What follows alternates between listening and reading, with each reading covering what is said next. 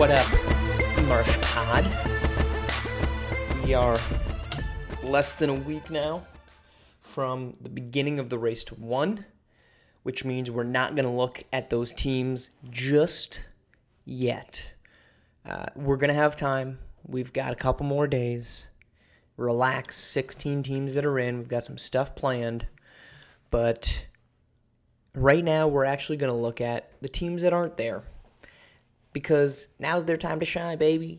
Now with no basketball going on the floor, we get to look at the teams that really couldn't put together good seasons on it anyway. So we're looking at 5 upside rankings. Top 5 teams for next season among the non-race to 1 teams. Very simple. We're going to start at 5. We're going to work our way down to 1. It's an inexact science. But it is what it is, man.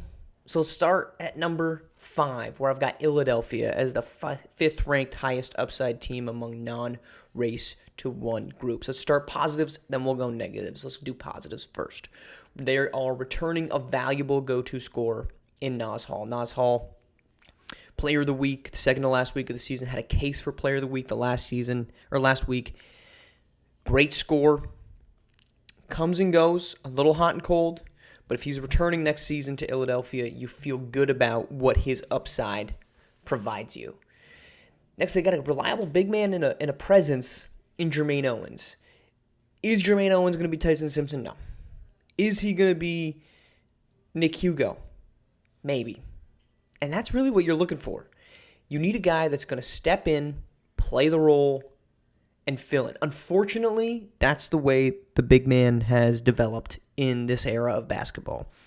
It's not a bunch of guys that are dominant. It's not a bunch of guys that are very high usage, but they're still very talented. And that's where Jermaine Owens falls under.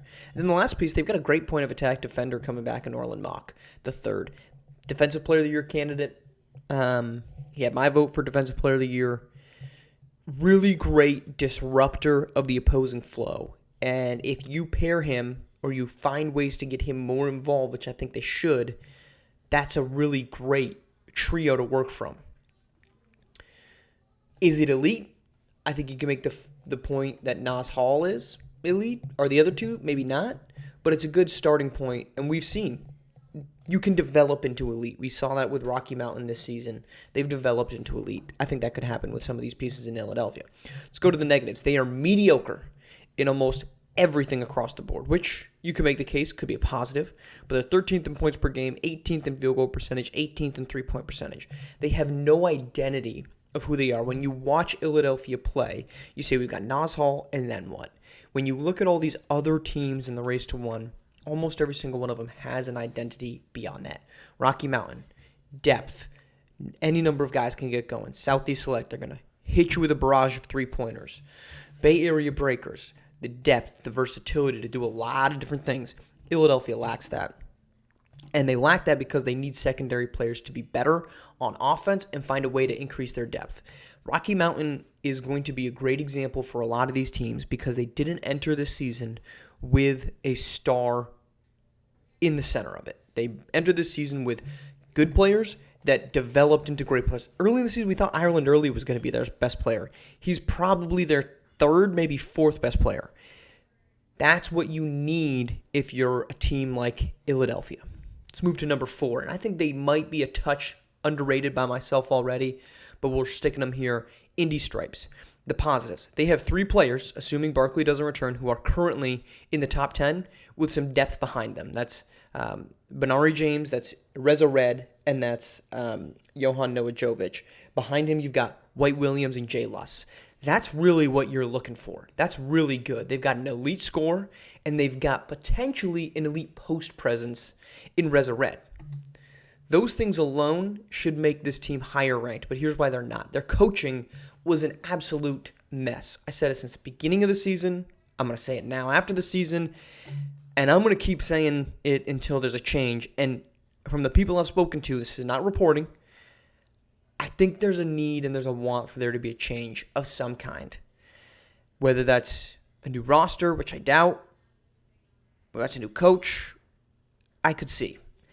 What that change, though, would mean for guys like Bernard James, who have certainly shown an affliction or an infatuation, rather, for Coach Storm, I don't know. But their coaching was a mess. They misused players.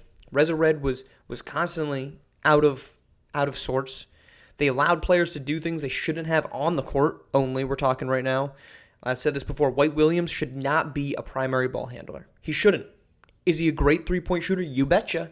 But he is not a good ball handler. Until he improves that, he should not be given the reign for that. Johan Novajovic, was he great off the bench? Sure, you betcha. Should he have been coming off the bench? Absolutely not. Absolutely not. And then the biggest reason, and this is why I feel comfortable with them at number 4, is they have a toxic locker room. And I don't know how you fix that without wholesale changes at the top or within. There's a disease of the body, if you will, for the Indy Stripes. And the way to solve that disease is to eradicate that disease. I'm not calling Barkley James a disease. I'm saying this entire thing is infected. And you need to start treating things rather than just hoping it goes away. This is the equivalent of somebody just not wanting to go to the ER, even though they're progressively feeling more and more sick. They're not doing anything. You're not doing anything to help yourself. Indy Stripes is not doing anything currently to help themselves. Number 3, Latin America, the positives. Look, the shine for me, I think it's in some cases other parts of the league. The shine for me of Tim Belardi is a little bit down. A little bit. Not a lot. Not a lot. I still think he's an elite coach.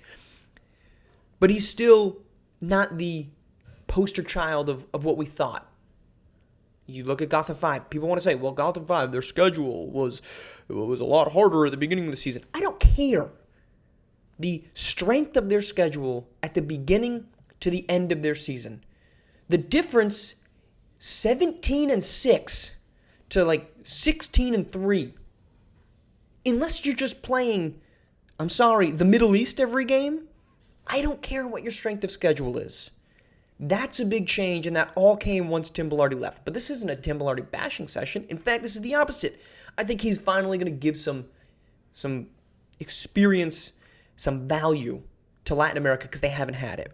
And having him there, he is still a top 3 to 5 coach in this league.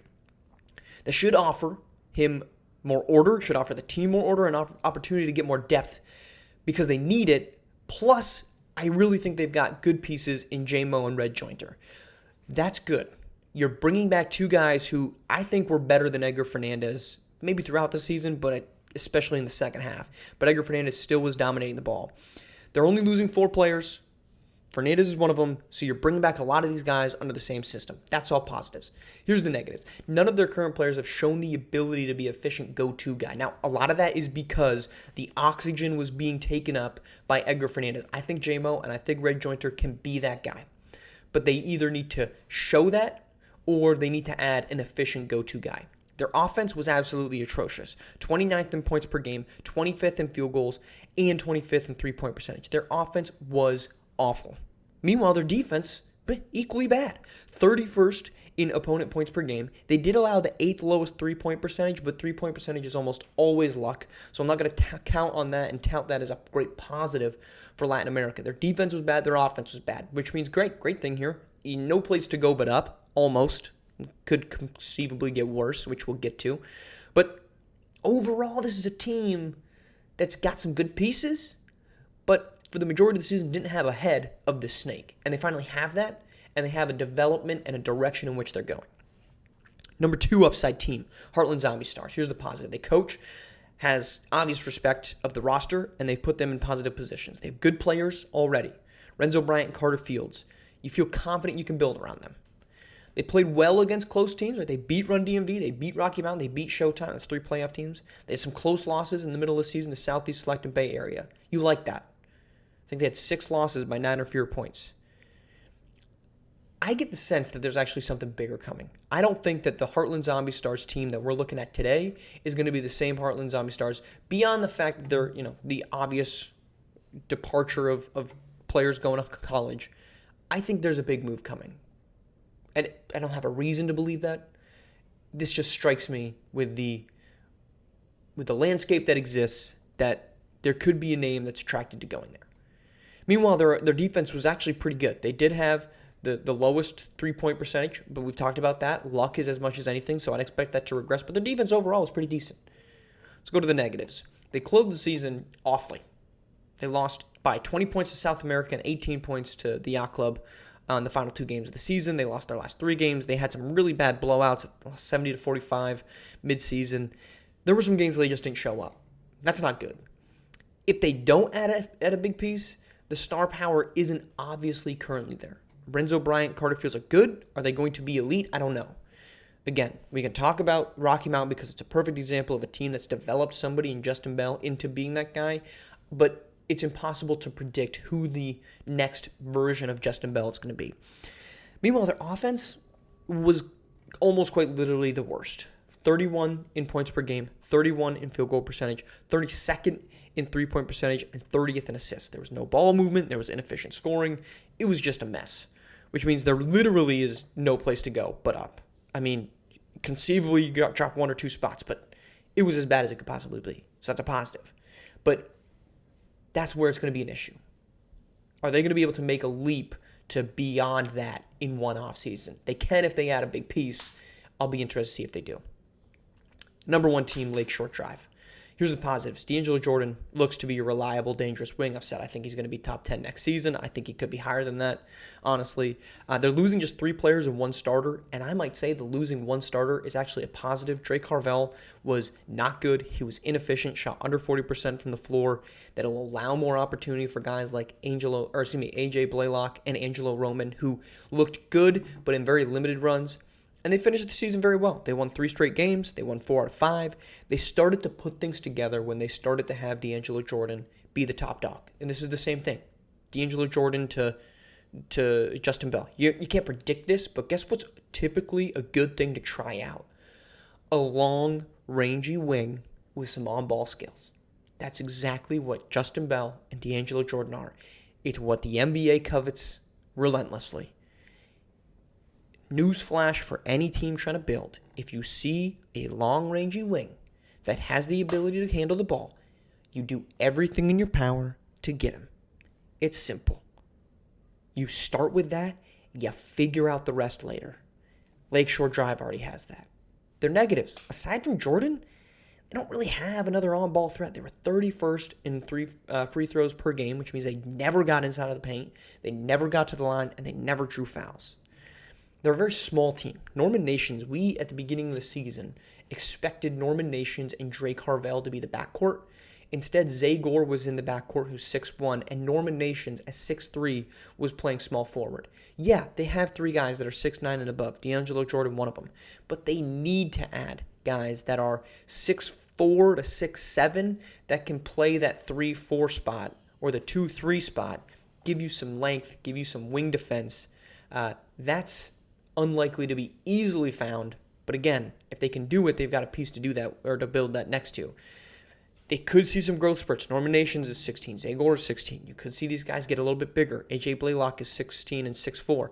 If any one of those guys jumps up to 6'5 to 6'6", that completely changes what you expect out of this team.